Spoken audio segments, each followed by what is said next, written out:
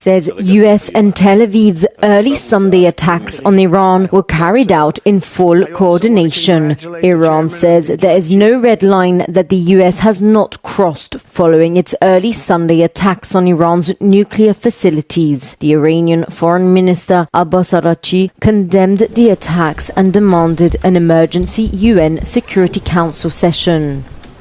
The United States itself has now also opted for a dangerous military operation and aggression against the people of Iran. In doing so, the US administration holds sole and full responsibility for the consequences of its actions. Araghchi added that under the principles of the UN Charter, Iran has the right to self-defense. The Iranian foreign minister plans on being in Moscow Monday to meet with Russian President Putin to discuss the situation. Meanwhile, Israeli released footage claims their attacks struck Iranian soldiers and missile launchers. There is no red line that they have not crossed, Iran's foreign minister. Israel says US and Tel Aviv's early Sunday attacks on Iran were carried out in full coordination. The US attacks on 3 nuclear sites in Iran were carried out in coordination with the IDF, according to Israeli military spokesman Brig, Gen. Effie Defrin on Sunday. These actions mark a crucial step in stopping the Iranian regime's aggression and its ability to pose a threat to the region and the world. The regime's ability to threaten Israel is being dismantled piece by piece, said Defrin. The US military targeted the Iranian sites of Fordo, Isfahan and Natanz early on Sunday.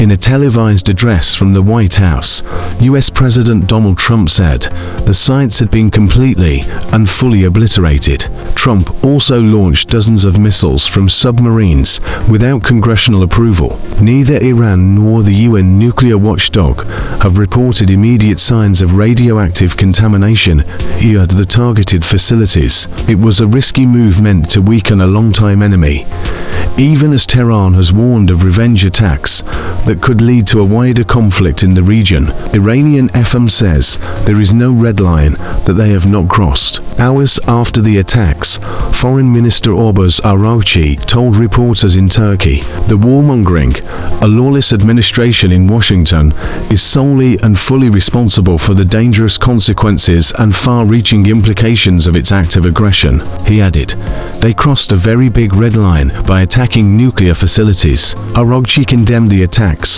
saying that the time for diplomacy had passed and called on the UN Security Council for an emergency session.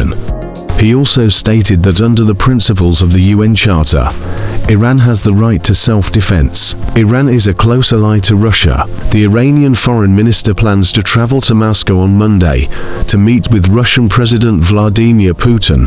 We enjoy a strategic partnership, and we always consult with each other and coordinate our positions. Iran and Russia are close allies, and Tehran has kept it no secret that it has been helping Russia in its war on Ukraine, notably supplying it with attack drones. Meanwhile, Israel released footage claiming their attacks struck Iranian soldiers and missile launchers. The IDF said in a statement that missile launchers were struck in Isfahan, Bushehr and Avaz. It further explained that strikes were also conducted on military sites involved in the production of aerial defense batteries, the 3rd Brigade UAV Command Center, and a UAV storage facility in the command center. The US decision to join the conflict follows more than a week of Israeli strikes on Iran.